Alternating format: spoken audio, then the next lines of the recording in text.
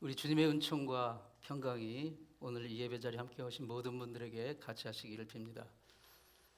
산스크리트어로 나마스테라고 하는 인사말이 있습니다. 안녕하세요라는 그런 뜻이겠지만 그 어원을 따져보면 내 안에 있는 신이 당신 안에 있는 신에게 인사합니다라는 그런 뜻을 가지고 있다고 합니다.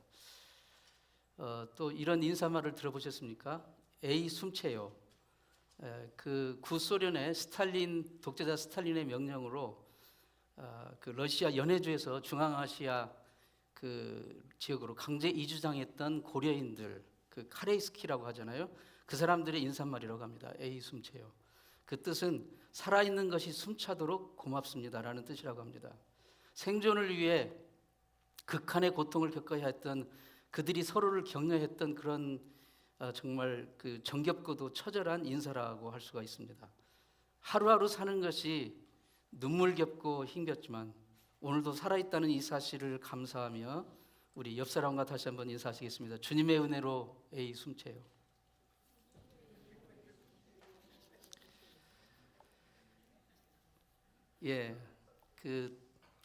여러분 하루하루가 정말 힘드실 겁니다.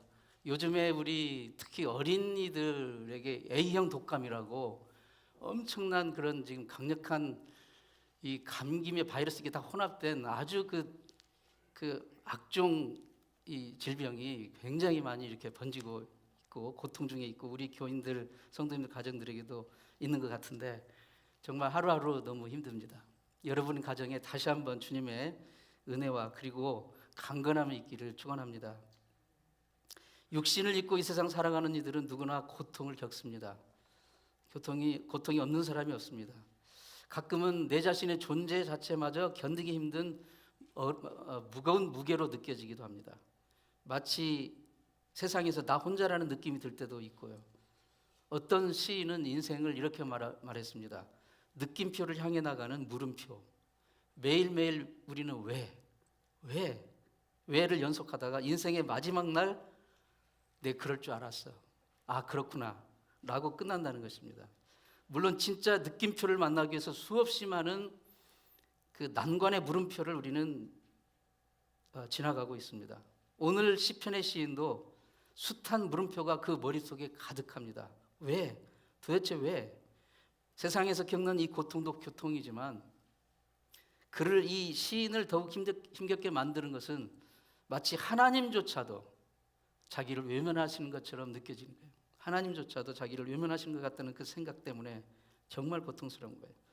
본문 말씀 1, 2절 말씀을 좀 더 풀어서 패러프레이즈 해보자면 이렇습니다.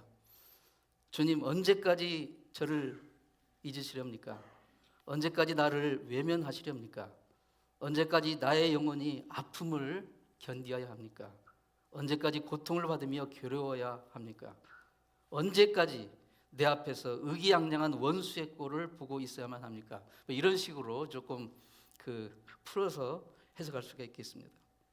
시인을 괴롭히는 것을 보면 요약하면 4가지 정도로 괴롭히는 것 같아요. 하나님이 자기를 잊으신 것 같은 거, 그 다음에 하나님이 나를 외면하시는 것 같이 느껴지는 거, 그 다음에 지금 현재 아픔이 계속 끝나지 않고 지속된다는 거, 그리고 의기양양한 원수들이 눈앞에서 웃고 있다는 것.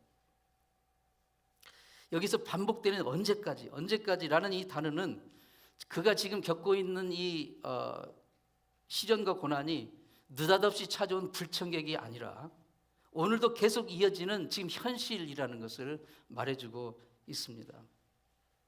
사실 언제까지라는 이 질문은 몰라서 묻는다기보다는 하나님에 대한 하소연이고 정말 원망입니다. 시인의 마음은 지금 심사가 뒤틀려 있는 거예요. 지금 이 시인은 지금 현재 1절, 2절까지에서는 이 시련의 원인을 자기에게서 찾지 않고 지금 하나님께 그 원망을 돌리고 있습니다. 그런데 성숙한 사람은 시련이 닥쳐오면 먼저 자기를 돌보는 사람입니다. 내가 혹시 하나님 앞에서 지은 죄는 없는지, 내가 혹시 이웃들에게 못할 짓을 한 것은 아닌지, 상대의 마음을 내가 헤아리지 못하고 성급하게 말한 건 아닌지, 내가 하나님 앞에 은밀히 숨겨놓은 죄는 없는지, 그런 것을 우리가 살피는 자가 진정으로 성숙한 인간이고 성숙한 하나님의 사람입니다. 그런데 시인은 그 원망을 지금 하나님께 내뱉고 있습니다. 시인의 마음은 지금 하나님에 대한 섭섭함으로 가득 차 있어요. 그래서 하나님에 대한 호칭도 그 1절에서 보면 여호와여, 굉장히 딱딱하고 그 객관적인 그 투로 따지듯이 여호와여, 여호와여, 상당히 볼멘 소리로 말하고 있습니다. 그런데 3절에 보면 이 하나님에 대한 호칭이 바뀌고 있어요. 그 1, 2절에서는 여호와여라고 그 굉장히 따지듯이 말했는데 여기서는 여호와 나의 하나님이여 이렇게 말하고 있습니다. 삶이 너무 힘겨워서 투덜거리긴 했지만 이 시인은 지금 자기가 처한 공경을 스스로 해결할 힘이 없음을 고백하는 겁니다. 자기 한계에 대한 자각입니다. 하나님께서 개입하시고 주도적으로 움직여주시지 않으면 이 공경에서 스스로는 벗어날 길이 없다는 사실을 인정할 수밖에 없다는 것이에요. 이 호칭이 말하고 있습니다. 그렇기 때문에 그는 하나님을 나의 하나님, 나의 하나님이라고 부르며 세 가지를 간구합니다. 나를 생각하사 응답하시고 나의 눈을 밝히소서. 두렵겠네 내가 사망의 잠을 잘까 하나이다. 주여 굽어 살펴주세요. 세 가지를 간구합니다. 굽어 살펴주세요. 응답하여 주세요. 죽음의 잠에 빠지지 않게 나의 눈을 뜨게 하여 주세요. 성경이 말하는 하나님은 이 땅의 현실에 민감하신 분이 아닙니다. 어떤 신학자들이 말하듯이 하나님은 그냥 세상을 창조해 놓고 팔짱 끼고 니들이 알아서 해 하고 그냥 지켜만 보고 있는 그런 하나님이 아닙니다. 이 땅에서 들려오는 약자들과 억울한 자들, 고통당하는 자들의 신음소리를 들으시는 분입니다. 땅에서 부르짖는 아벨의 피의 하소연을 들으셨고 소돔에서 들려오는 그 약자들의 탄식을 들으셨고 애굽 바로의 학정에 시달리는 히브리인들의 억울한 외침을 들으셨고 인간의 역사에 오늘 생사화복에 개입하시는 분입니다. 사라에게 쫓겨난 하갈이 자식 이스마엘의 죽음을 예감하면서 물 없는 광야 한 복판에서 처절하게 울부짖었을 때 그에게 다가오셔서 그에게 살 길을 열어주시고 힘을 북돋주시고 삶의 희망을 약속해 주신 분, 그분이 바로 하나님이십니다. 이 시인은 3절 하반절에서 이렇게 고백합니다. 사망의 잠에 빠지지 않게 나의 눈을 뜨게 하여 주시옵소서. 사망의 잠에 빠지지 않게 나의 눈을 뜨게 하여 주옵소서. 여기서 말하는 사망의 잠은 절망입니다.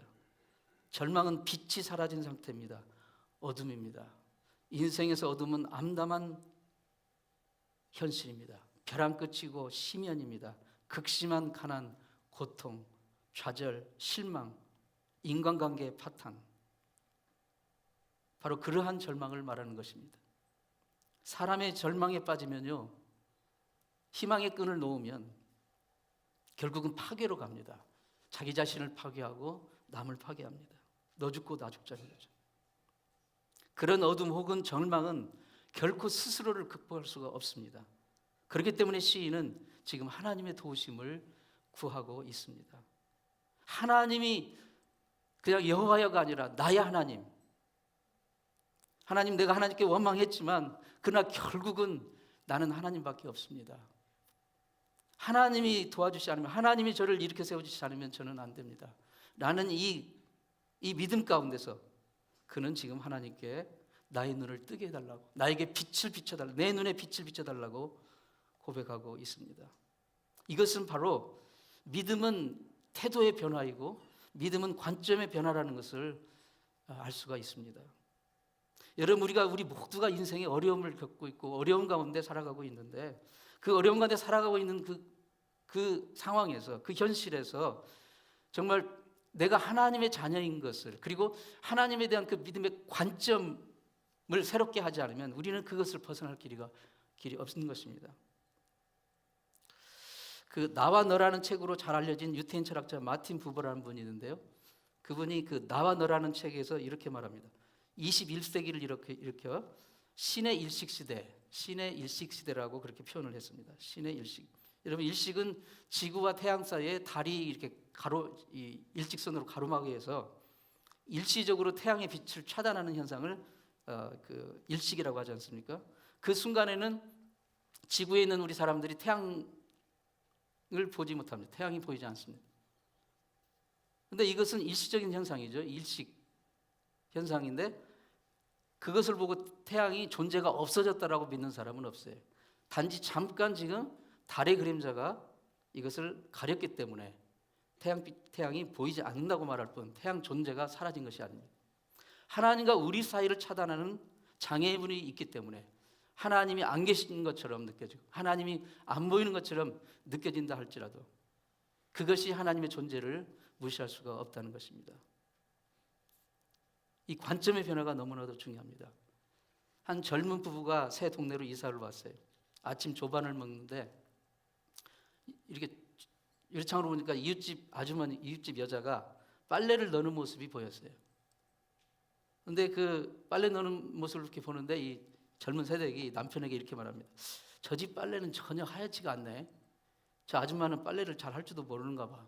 아니면 세제를 아주 안 좋은 거 쓰나? 이렇게 말을 했어요. 그래서 남편은 그저 물끄러미 바라만 봤습니다. 그 뒤로도 그 옆집 아줌마가 이 빨래를 걸 때마다 이 세댁은 창문을 이렇게 바라보면서 같은 말로 그 여자를 비아냥거렸어요. 근데 한 달쯤 후에 어느 날 이렇게 보니까 옆집 빨래가 아주 깨끗하게 눈에 띄게 하얘진 것이 보였어요. 그러자 남편에게 이렇게 말합니다. 여보, 저 여자 이제는 빨래 좀 하네? 누가 가르쳐줬나? 아니면 좋은 세제를 이제 쓰나? 그러자 남편이 이렇게 말했습니다. 내가 오늘 아침 일찍 일어나 우리 집 유리창을 깨끗이 닦아놨거든. 우리 삶도 그렇습니다.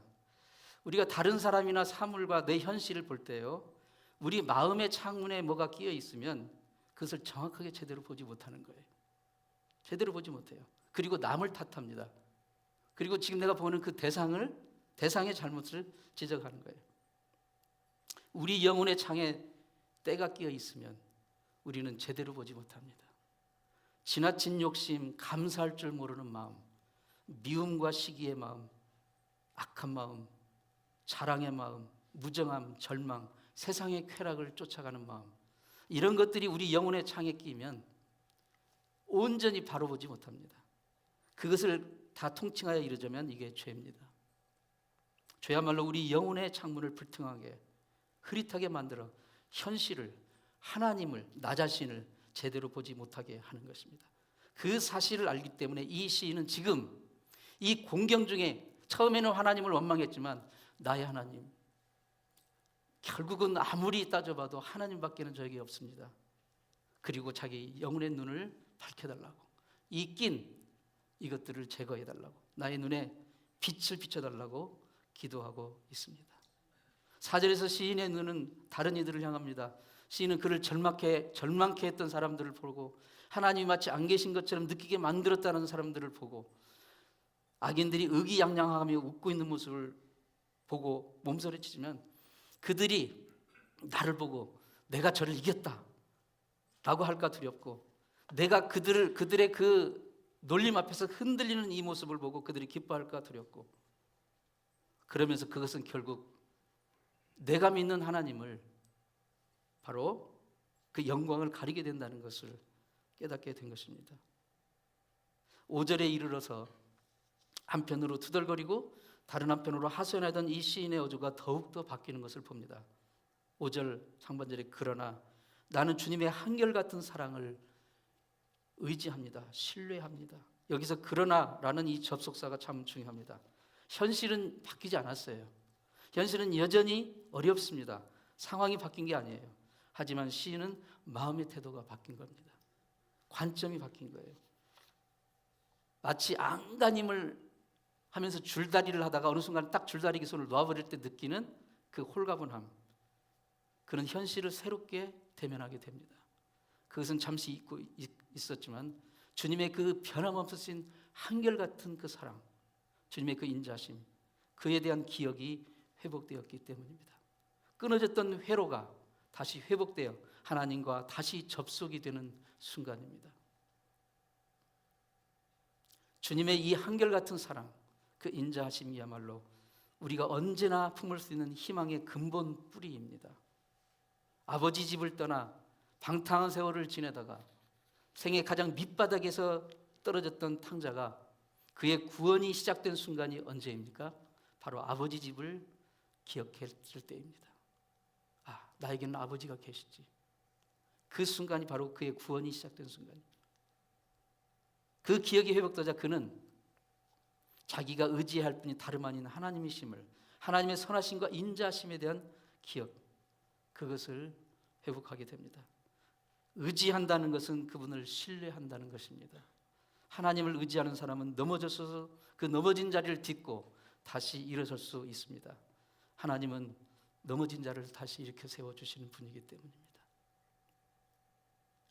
오래전에 돌아가신 김흥호 목사님이란 분이 있었는데 이분은 믿음을 믿심이라고 설명을 해서 유명했어요. 믿심, 믿힘. 화면을 좀 넘겨주세요. 굳이 한자어로 말하자면 절역입니다. 절역.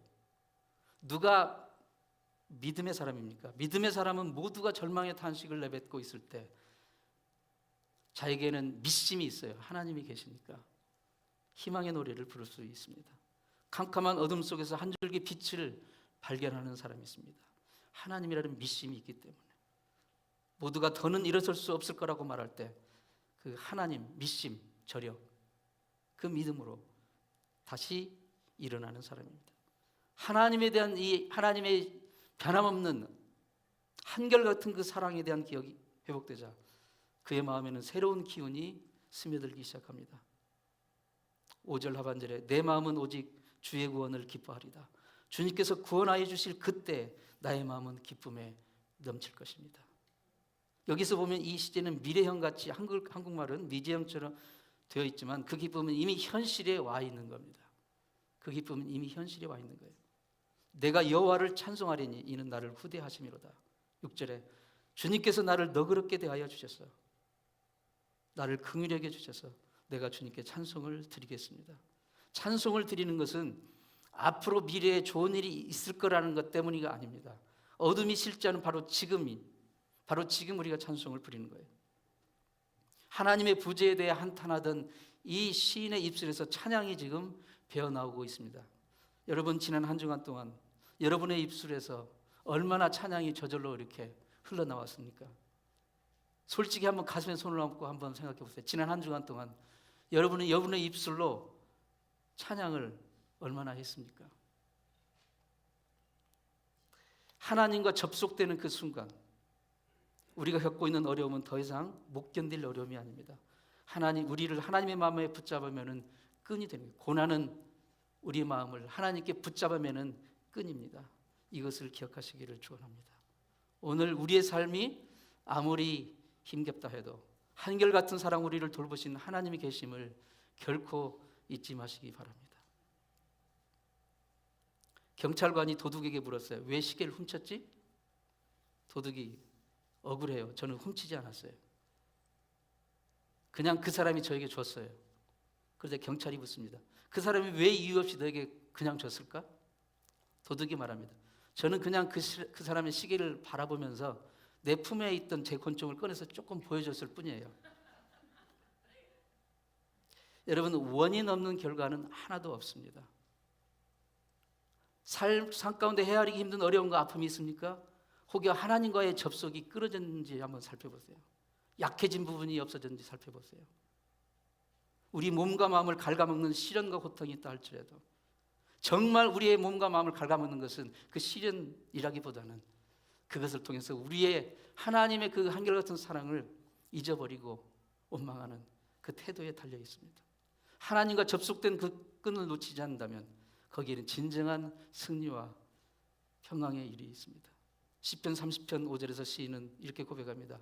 그 노여움은 잠깐이요 그 은총은 평생이로다. 저녁에는 울음이 기숙할지라도 아침에는 기쁨이 오리라.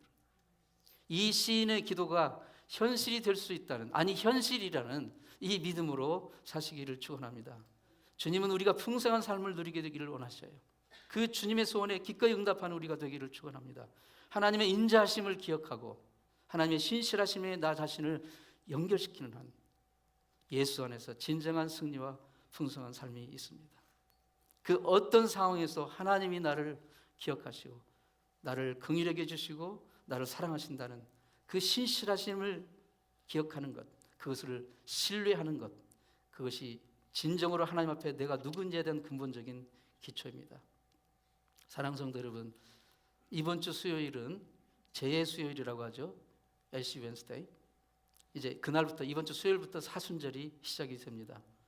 그러니까 이제는 교회는 사순절로 들어갑니다. 사순절은 부활주일이 3월 마지막 주 3월 31일인데요. 올해는 부활주일부터 거꾸로 계산해 가지고 주일은 빼고 40일의 기간이 사순절입니다. 넉사자 열순자. 그러니까 열흘이 4번이다 그런 뜻이에요. 사순이라는 말이. 그러니까 40, 그렇죠? 열흘이 4번이다. 그래서 사순절입니다. 교회는 이 기간을 그리스도의 삶과 고난과 부활과 다시 오심을 묵상하면서 근신하고 회개하는 시간으로 보냅니다. 전통적으로 교회는 이 기간 동안 일정한 시간을 정해서 금식하거나 성경을 읽고 묵상하고 기도하고 가난하고 불쌍한 사람을 구제하고 돕는 그런 삶을 지켜왔습니다.